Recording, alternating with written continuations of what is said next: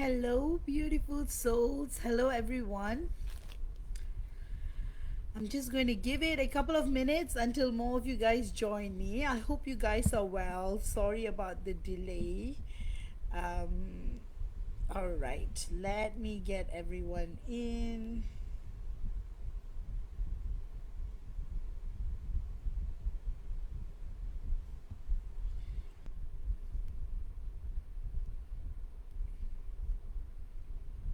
All right, I hope you guys have been well. And I'm really excited about today's topic, something many of you guys have been asking me to talk about. And before that, I wanted to talk about the energy. So in the US, it's 9:30 p.m. So it's still the 6th of September, and here where I am, it's the 7th of September.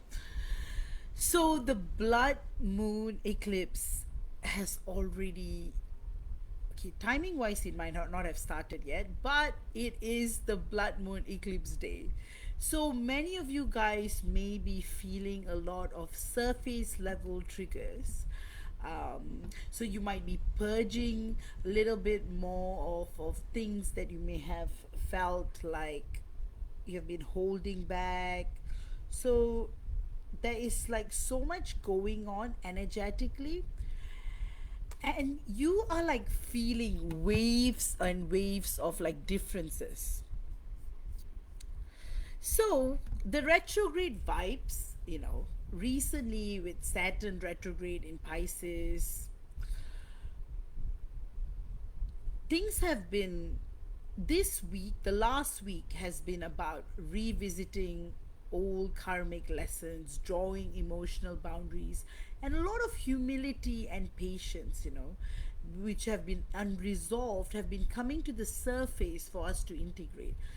And the thing is, the Uranus retrograde kicked in the 5th, yesterday.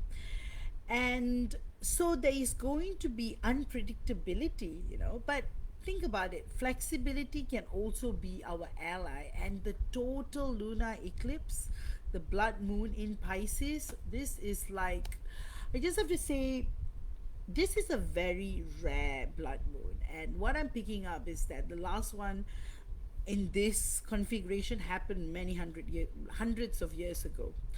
So you would feel like total illumination, especially on your twin flame journey. You'd be noticing how a lot of emotional truths are coming to the surface, especially because old patterns, there's a lot of old patterns dissolving, and deep spiritual purging as well.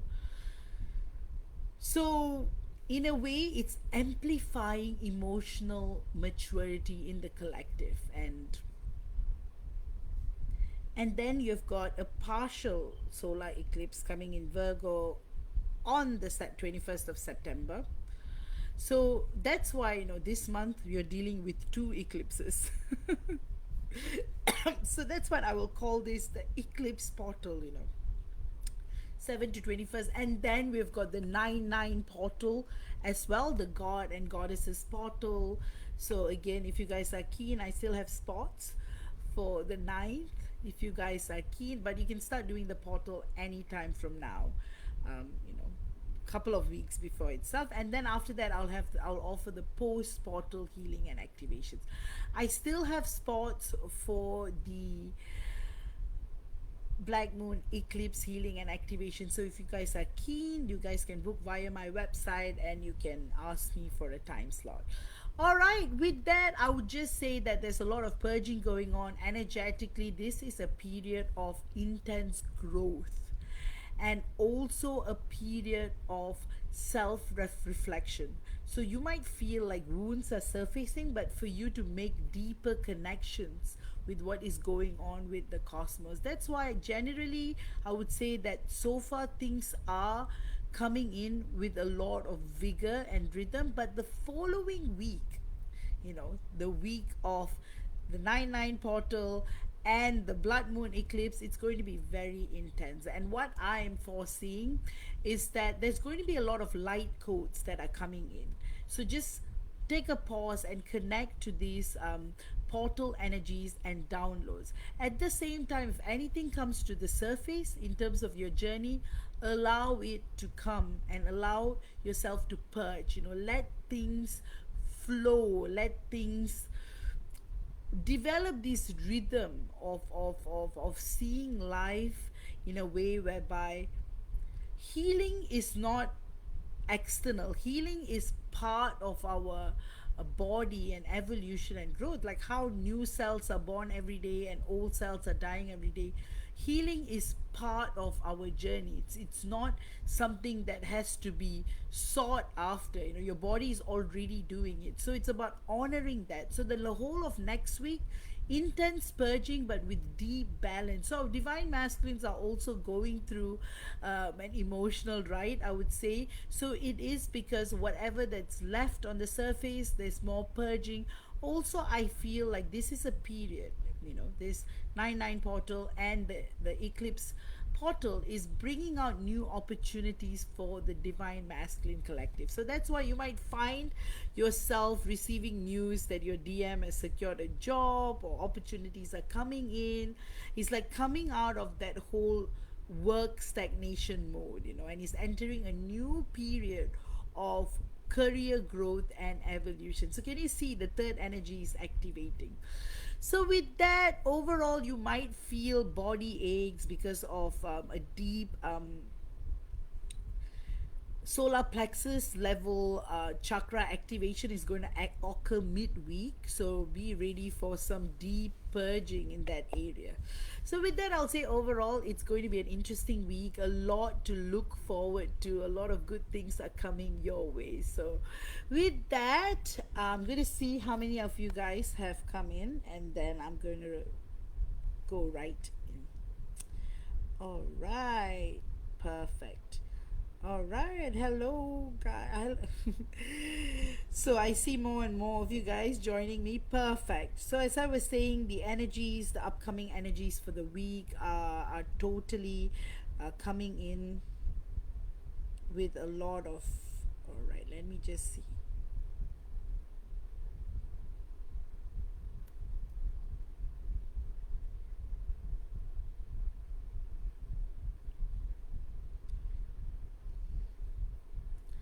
All right, and then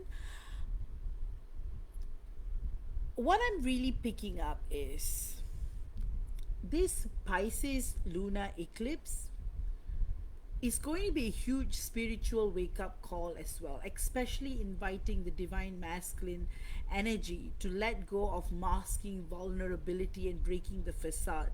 So, so there are many themes that our divine masculines are going to go through, but the biggest one is how how we are going to feel this huge.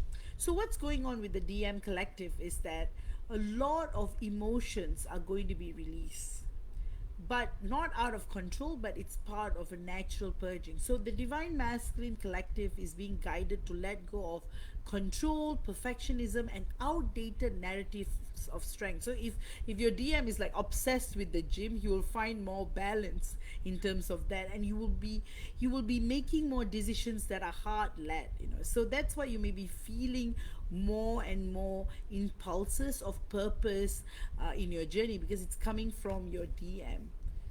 So so basically, what is going on is that transformation. So if I were to like summarize the energies of the week, it is deep transformation, and it doesn't stop there. Transformation is going to come in, and it's going to bring about a much more, like, how do I put it, there's going to be like much more change in a sense, because there is all these combinations of growth and ascension, and because the DM collective is entering a new phase in their lives and career, this is going to strengthen the union timelines even further. So a quick snapshot of the union timelines are that you will notice that there is this deep sense of purpose. So in the past, our divine masculines may have been just working for the sake of working, but now, even if they are going back to their old job, there will be a new sense of appreciation and purpose that they're going to bring in, which kind of like um, activates the third energy field further, and kind of like stabilizing the fields in a more uh, so your combined energy fields are continuing to strengthen further, especially with the 9-9 portal energies and with the blood moon as well. So, with that, I know you guys are excited about today's topic. I'm really, really excited as well. So, that's the reason why, we're going to talk about the boyfriend energy. And most of you guys are like thinking, hey, what is this that I'm going to. And before that, let me see if there are any comments, and then I'll delve right in. All right, perfect. Good day, Karen. Lovely to see you. Thanks for being the first commenter. So, with that, I think I'm ready to start. Oops. Let me just. Everything is going fine. Good evening, Jordan. Lovely, lovely, lovely to see you. All right. So perfect. So today we are going to delve right into topic. I feel like I've given you a good update about what's going on. So now it's just about delving right into topic, why twin flame love destroys boyfriend archetypes and awakens sacred marriage. So that's why I feel like this is quite, it's going in with the flow of all the topics that I've been creating lately. So that's what I'm really excited about, this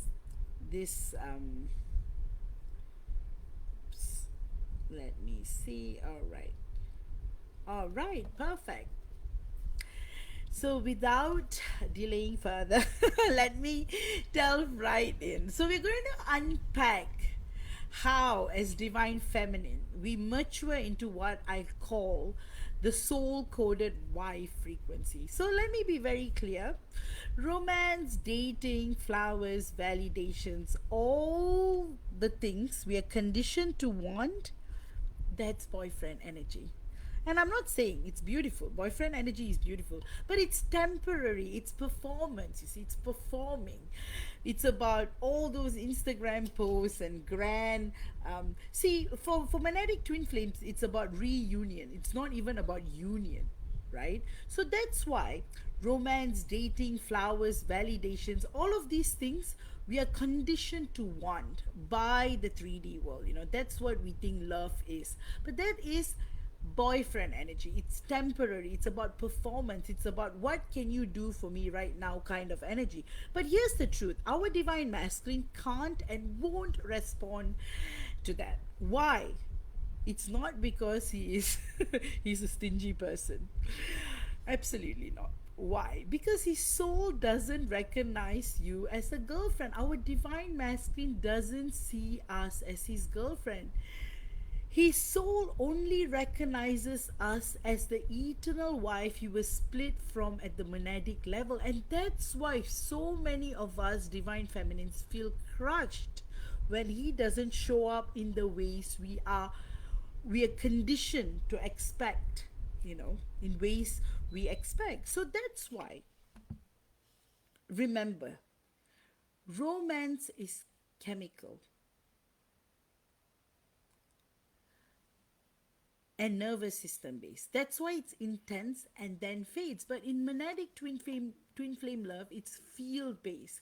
It's about recognition at origin. The third energy you can only create with your true counterpart.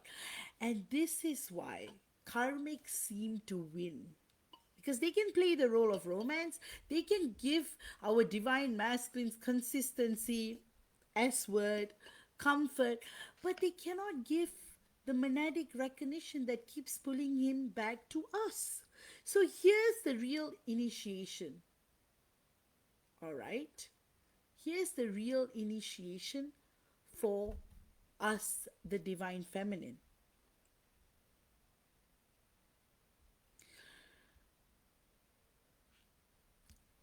We must outgrow our desire to be chosen like a girlfriend. We must step into being recognized as the wife we already are at the soul level.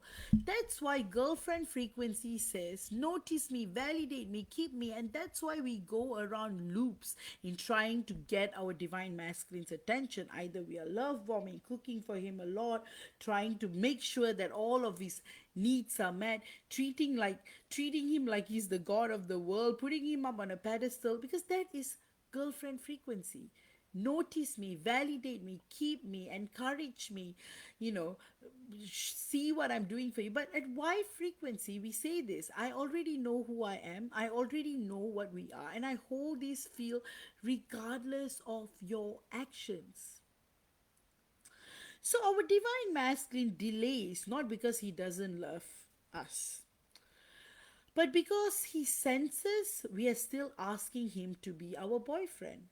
That's why his higher self knows that won't last. And when we stop demanding boyfriend behaviors and instead embody our eternal knowing, something unlocks. He recognizes the feel and feels safe to move toward you. So why isn't this romance? Romance is surface. Monadic love is architecture. Romance is temporary, but monadic twin flame love is eternal. Romance may decorate the connection. It's beautiful. I'm just saying that in a monadic twin flame journey, romance in itself becomes very different. It becomes deep. It's not surface level stuff alone. So that's why romance may decorate the connection, but it is never the foundation. The foundation is destiny, field, and eternal recognition. So that's why stop asking your divine masculine to be your boyfriend. Stop asking to be his girlfriend. Stop asking for him to validate you like a boyfriend. I love you so much, and all that. That energy only pushes him away. Instead, anchor into your eternal truth. Because the truth is, we are our divine masculine's eternal wife before earth. And being his eternal wife beyond earth, that's the feel he will respond to. You see? So that's why I wanted to go to the second part. How do you shift from girlfriend to wife frequency, and that is the divine feminine's true initiation. So, you know, we spoke about why boyfriend energy doesn't walk on this path, why romance, as we have been conditioned to understand, is not the foundation of monadic twin flame union.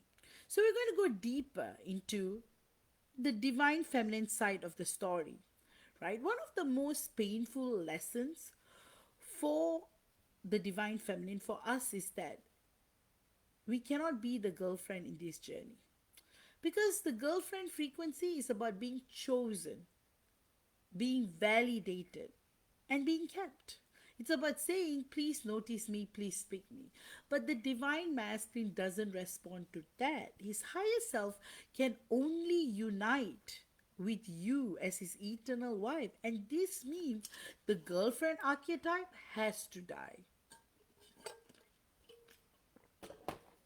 So separation is often the tool that kills it, because until we lose our divine masculine in that role, we don't realize we were never meant to hold it.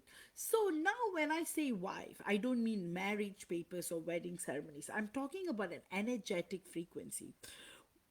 Divine feminine wife frequency is the posture of, I already know who I am, I already know what we are, I already stand in the eternal field.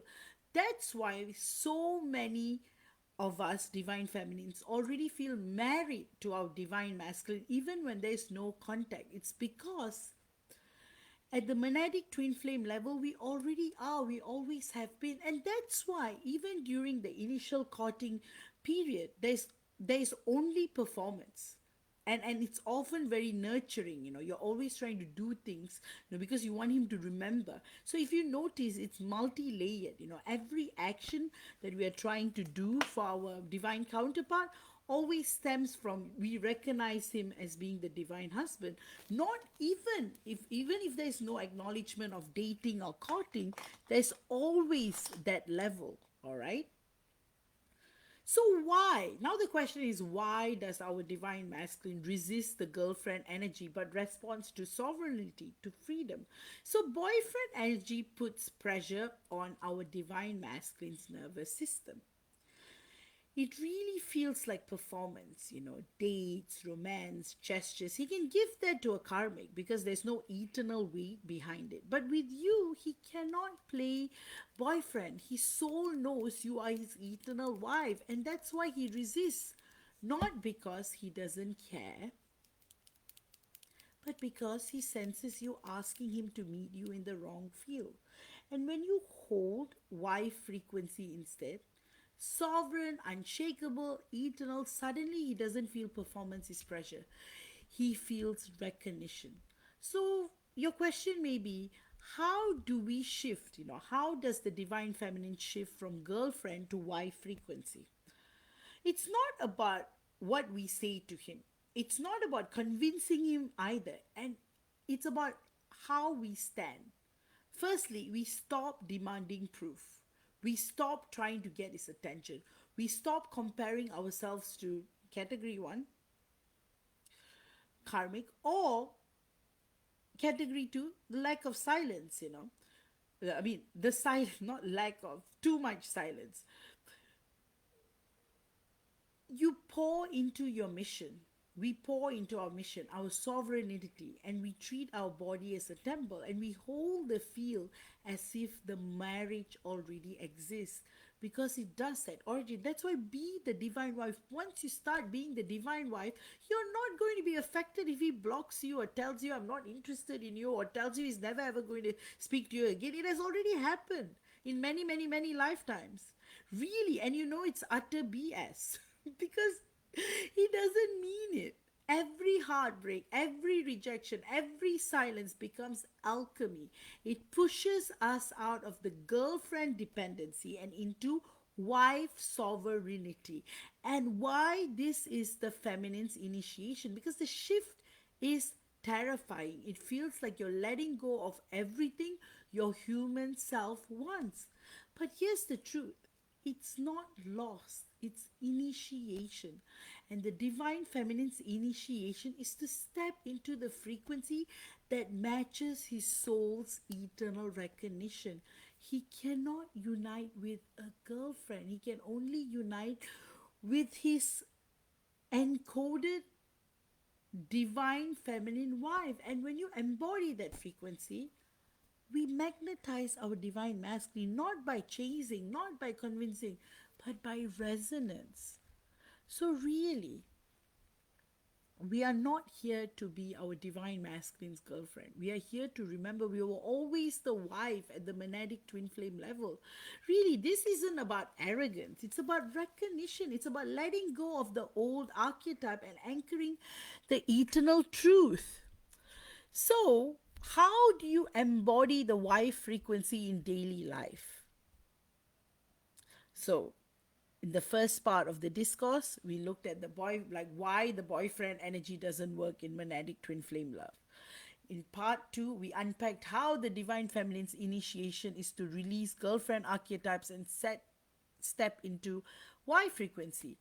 So part 3 is about embodiment of the wife frequency, not just the idea, not just the shift, but what it actually looks like in daily life.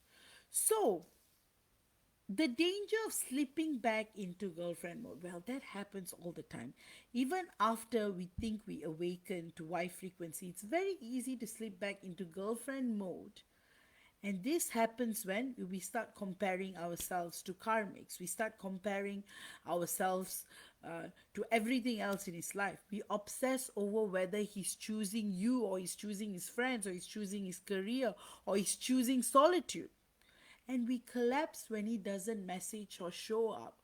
Or we get all worked up when he blatantly rejects us or blocks us, or, every time we do that, we tell our feel, I'm not his eternal wife, I'm just waiting to be picked. And that lowers the resonance he can recognize.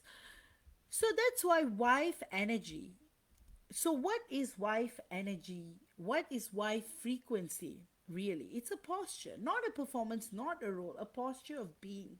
It's the way you hold yourself, the way you speak, the way you move through your mission and ask yourself every day, am I waiting to be validated like a girlfriend? Or am I moving as someone who already knows that I'm his eternal wife? And really, this is not arrogance, this is recognition. And one of the most powerful anchors of wife energy, wife frequency, is the mission. Girlfriend energy wants to be entertained, wants those Instagram public. Why frequency builds? We create, we expand, and when we pour into our purpose, our gifts, our legacy, we stop orbiting around our divine masculine's recognition. Instead, our whole field begins to reflect the eternal marriage, and that's when our divine masculine feels it not as pressure but as inevitability. So, how does this shift to his nervous system? Remember, this boyfriend energy overwhelmed his nervous system. It felt like performance. But when you stand in Y frequency, his body feels something different. Safety. You're not pulling on him, you're not testing him, you're simply holding. And this calms his system enough to allow recognition to land. It doesn't mean he runs to you overnight, but it means the field between you stops collapsing. And here is the hardest part. After you anchor Y frequency, often nothing happens. He may still be distant, he may still be with a karmic, he may still choose to be monk like, he might still choose to party like crazy, he might still choose to do whatever he wants. However, this is the initiation. The universe is asking, will you hold this posture even when it looks like nothing is happening?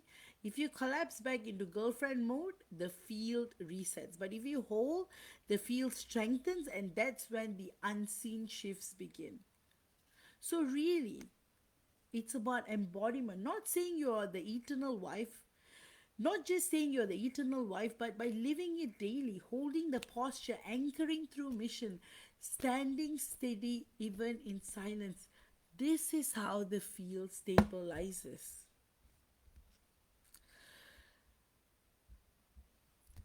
So, what happens to the divine masculine when we anchor Y frequency? So, this is a golden question, right? So, let's take a moment, right?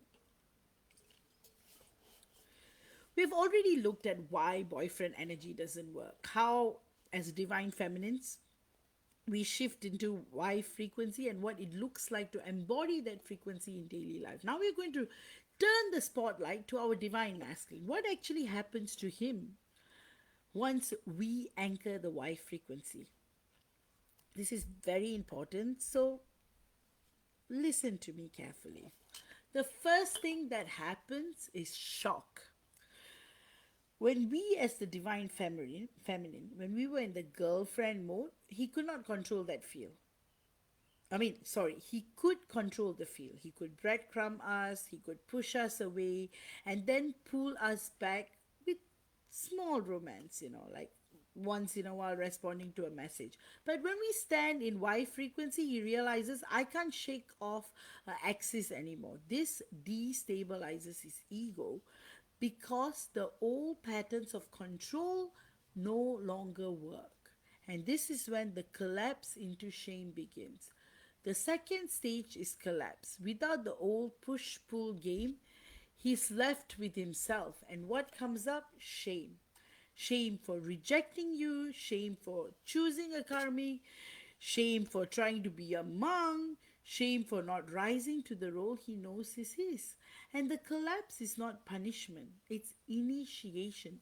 It breaks his ego defenses so he can finally face his truth. And during this collapse, karmic partners start to feel hollow. Where once they may have provided him comfort, ego boost, or stability, now they would feel empty. Why? Because compared to the eternal wife field, karmics are revealed as placeholders. So he might still stay with them for a while, but deep down he begins to see this is not his eternal home. So that's when he gets a nervous system reset. So here's what's fascinating. When you were in girlfriend mode, his nervous system collapsed under pressure. Too many demands, too much performance.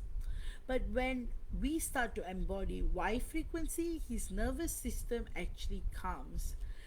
He feels safety instead of demand. He feels recognition instead of pressure. And this is the first time he can actually breathe in the field instead of fight it.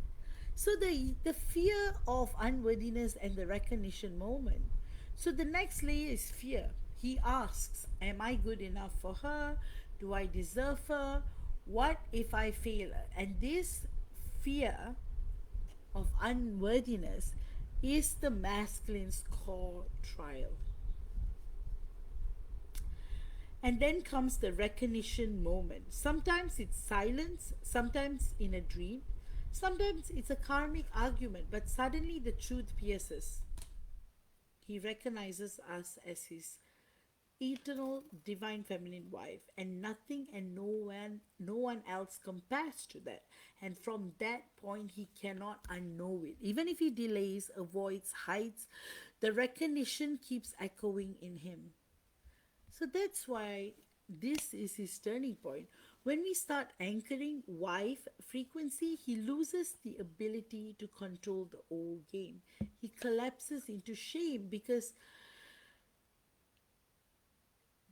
he becomes in disillusioned with karmics. He feels unworthy, and then the recognition lands, and so you are his eternal wife.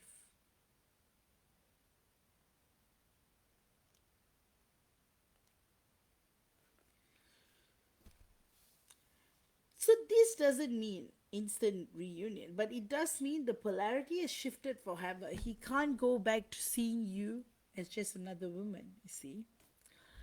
So now I'm going to go to the fifth part. The divine masculines rise into husband frequency. So many of you guys are probably curious about what that means. So we've explored why boyfriend energy doesn't work, how the feminine moves into Y frequency, what embodiment looks like, and what happens to the masculine when she anchors that field. His collapse, his shame, his karmic disillusionment, and ultimately his recognition. So now we are going to move into the next stage, his rise into husband frequency. And this is where he begins to align with the eternal role his soul has always known that belongs to him. Every masculine reaches a point where resistance no longer works. He tries denial, he tries karmics, he tries silence, but nothing erases the bond. At the turning point, he realizes if I don't rise, I'll spend the rest of my life half alive. If I do rise, I finally meet the women I was born split from. This is the moment he begins to walk towards alignment, even if it's a shaky at first. So this is when he starts realizing the boyfriend archetypes. To rise into husband frequency, he has to let go of his attachment to boyfriend archetypes. Being a boyfriend is easy. it's low stakes, it's really temporary, it's about romance and role playing. But husband frequency is different.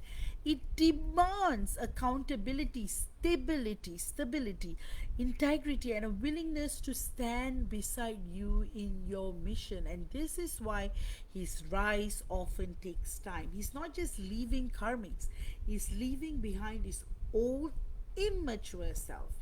So the nervous system alignment. When we first embodied Y frequency, his nervous system calmed. Now, as his nervous system begins to align, instead of feeling overwhelmed, he begins to feel strengthened by our field. Our sovereignty.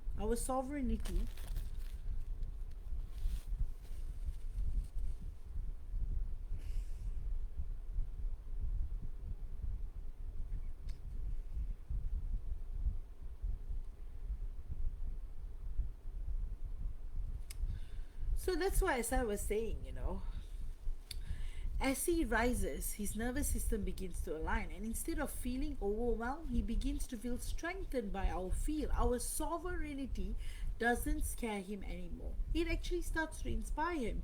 He realizes we are not asking him to perform, as we are inviting him to be in a state of being, and this is the energetic signature of husband frequency: presence over performance.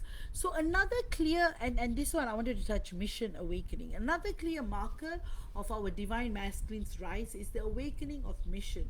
When he was resisting, he could compartmentalize relationships here, work there, life in pieces. But once he begins to embody husband frequency, he starts seeing how his gifts and how our gifts are designed to merge. Legacy, purpose, contribution, this becomes unavoidable. He recognizes that his love for you is tied to service for the world. Therefore, that's the reason why our union is no longer personal, it becomes planetary. So, for example, our divine masculine is a tech entrepreneur, and so when you merge with your DM, you will be able to bring your service to the next level. So example, as divine feminines, we're already running a business. With this tech experience, we'll be able to create an app to serve society better. You see where it comes. So when he's still in his wounded masculine phase, he's going to look for all kind of external connections, this and that, investors. But you see, he's running away from the third energy. But the third energy holds the key to unlimited abundance opportunity. So when he returns back in the husband energy, naturally it just flows. What he was struggling to build for years, when he gets into union, when our DM gets into union with us, it becomes natural. There is no turning back. Everything that he wanted to do, he'll be able to achieve, because the third energy stabilizes deeply. So now the integration, the wobbles, and the compass, right? Now let's be clear. Rising into husband frequency doesn't mean perfection. He will still wobble. My divine masculine still wobbles. He may still doubt. He may still retreat at moments, because you're still in a 3D body. But the difference now is his compass is fixed. We are no longer affected. Our nervous system is calm. We are no longer worried whether he's going to disappear, whether he's going to ghost, whether he's going to block.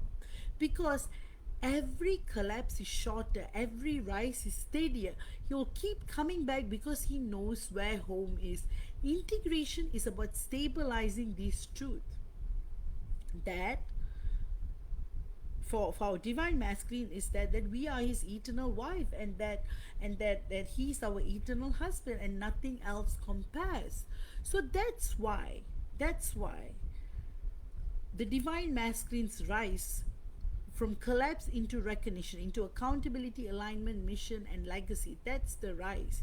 And this is when polarity stabilizes, and we hold eternal Y frequency.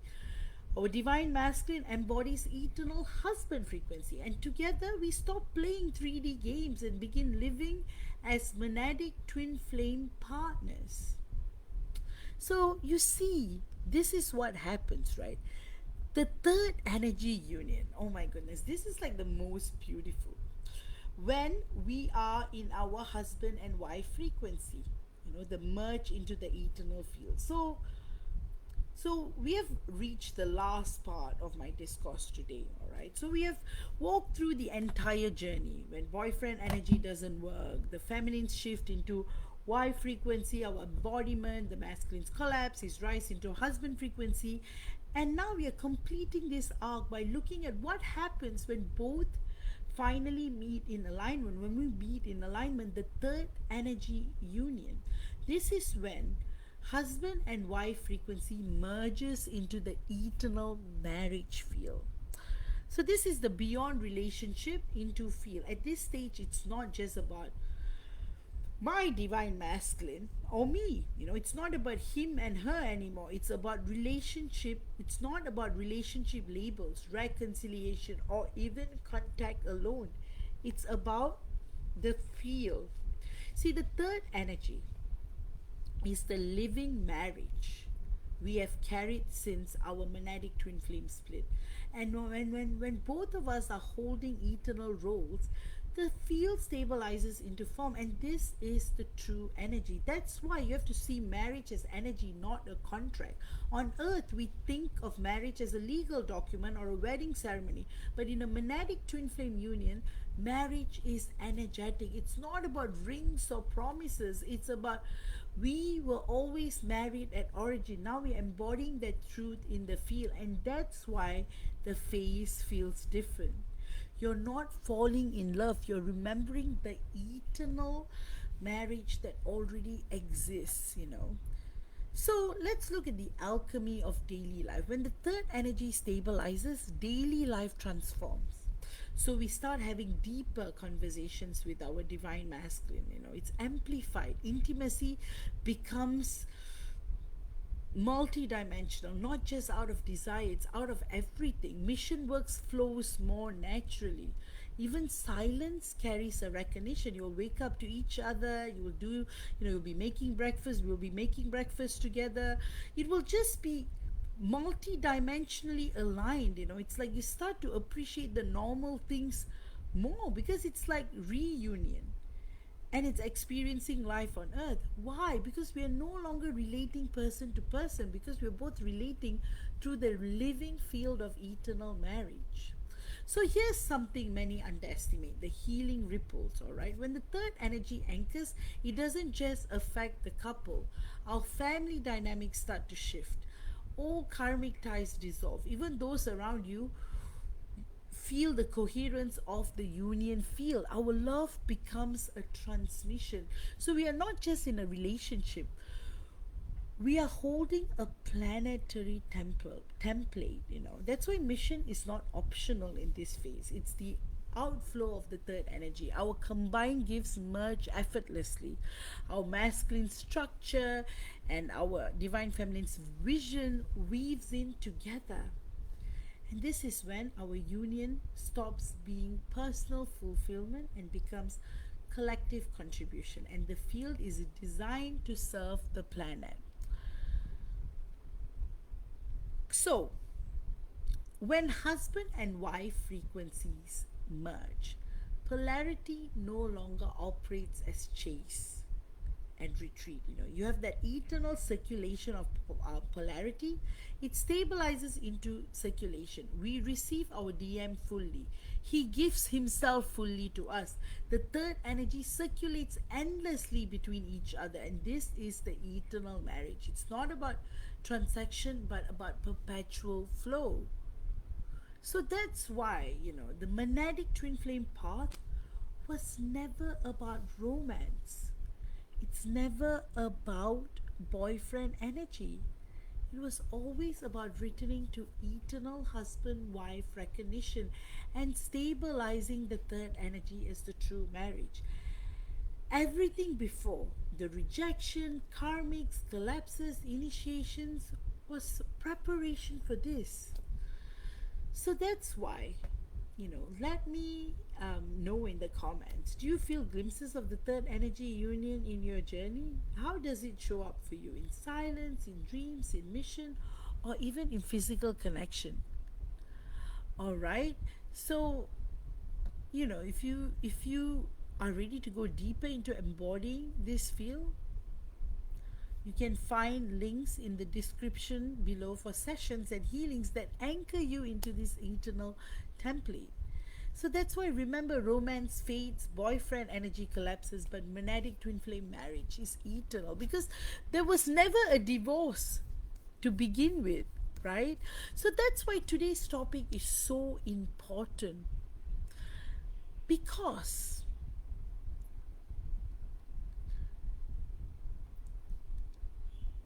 we create a new template together, a template for divine partnership, a template for sacred polarity, a template for what loves look like when it's built on recognition and not transaction. So this is the real gift of monadic twin flames, not romance, not boyfriend girlfriend dynamics, but eternal husband wife frequency anchored on earth. So let me look at the comments, all right?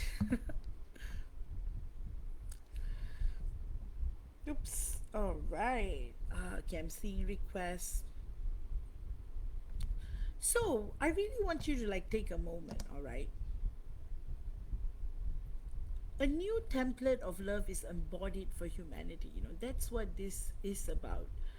Because when our masculine reaches a turning point, resisting no longer works. He releases boyfriend archetypes and embraces accountability. His nervous system aligns with your field. Mission awakens, legacy becomes central, polarity stabilizes truly into eternal husband and wife frequencies. And integration replaces avoidance. So that's why, the focus shifts from people to feel. Marriage becomes the stabilization of the third energy. And the field starts to heal. And this is how in the monadic twin flame path we re-anchor eternal marriage on earth via reunion. So that's the beauty of it, like totally. So I'm going to have a look at some questions and then I'm going to go right into channeling. Oops.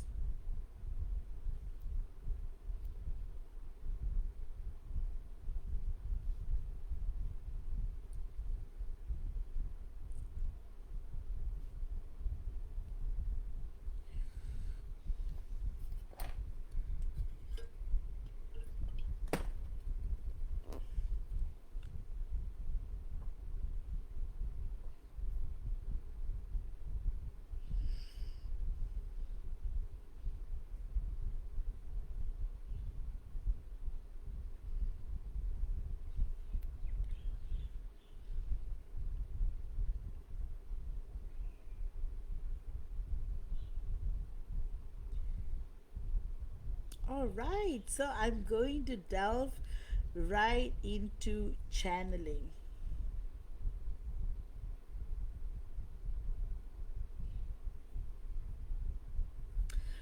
All right, so I have got.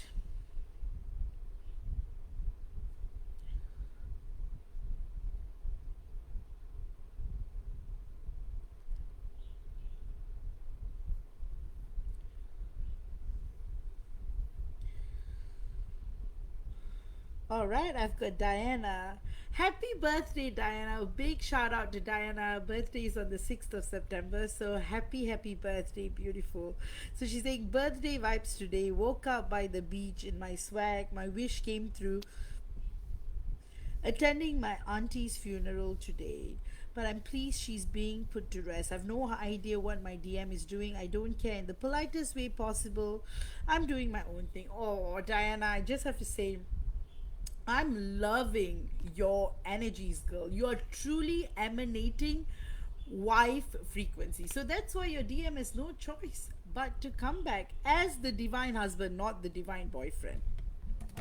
So truly, this is going to be an amazing birthday and a huge turning point in your life as well. I see so much clarity and miracles coming through in the next quarter of your life. The next 25 years is going to be spectacular. You know, stability, home, children, family, divine masculine being divine husband, divine masculine.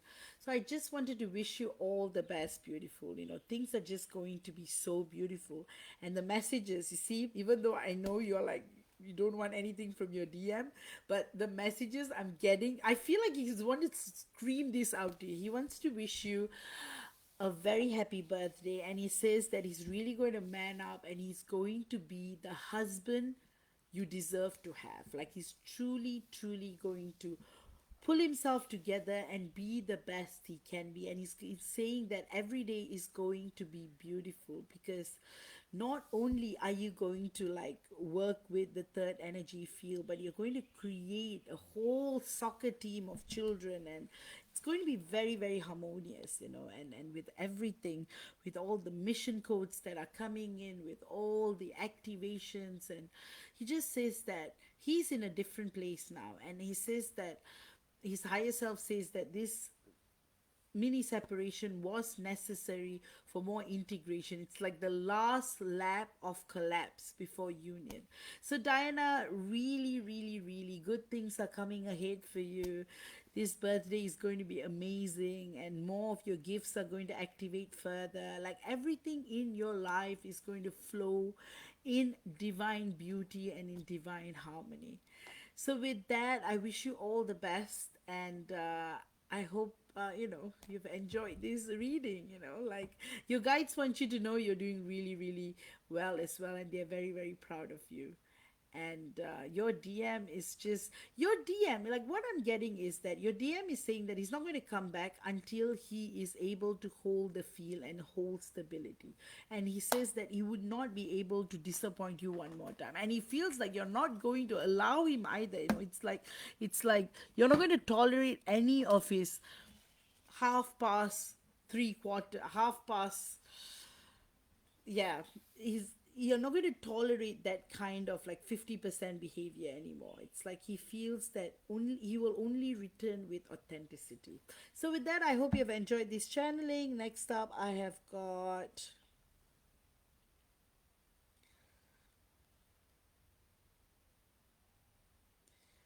all right, next up I have got Manuela. Let me see.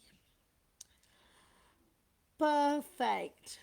Manuela's question is, may I ask what comes through for my soulmate, Raymond? Is he willing to tell me about his real identity and where he lives, or is he waiting for a timing to make us meet in person first? I feel like he's waiting for the moment to tell you everything in person, because he's so overloaded by trying to have a persona for the public and have a persona for himself. And I feel like he's going to give you a full on, like he's going to meet you in person and he's going to tell you everything. I feel like he's going to share with you everything from birth to his point in life, and you're going to have like shared dreams and missions. I feel like it's going to flow in really well, and I'm seeing that it's going to happen, where it's like he just feels like online or through messages what he's trying to convey is not going to come true. So that's what I'll say. Like, I feel there's a lot he wants to say, a lot about how much he respects you, how much he admires you, how much he adores you, about even soul remembrance of how you had past lives together, galactic past lives together, and somehow it's all tying in with the journey at whole. And he says that you really, really inspire him to become a better man. And he says that he can't wait to meet you in person and tell you everything that he has been holding in his heart for a very, very long time. With that, Manuela, I hope you have enjoyed this channeling. And next up, I have got. My nose is very itchy today. I think I'm receiving a lot more downloads. All right, next up, I've got Jordan. Jordan's question is,